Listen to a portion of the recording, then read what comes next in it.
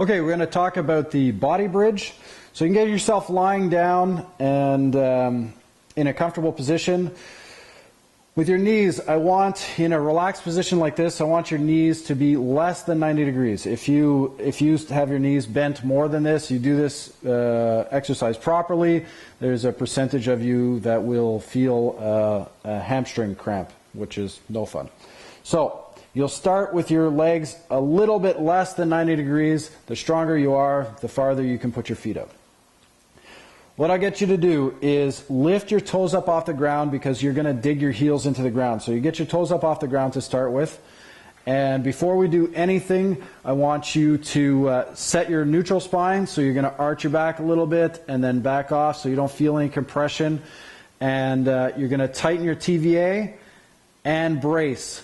Now the reason for this is you're going to be lifting your pelvis up off the ground, and I want your body to stay in a nice, perfect, straight posture position. Okay, so you really have to brace well, really pushing out to the sides like this and keeping your TVA tight and keeping your lower back in that neutral spine position. When you start to move, you'll actually feel activity in your lower back, and that's fine. It's just part of the bracing process for this exercise. Before you lift yourself up, we want to make sure that the focus is on your hamstrings. So, because we're teaching your hamstrings and your glutes and your lower back to work together.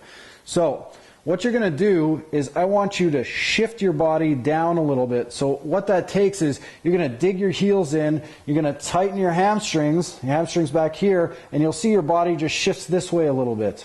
At no point in this exercise do I ever want you to feel like you're being pushed this way.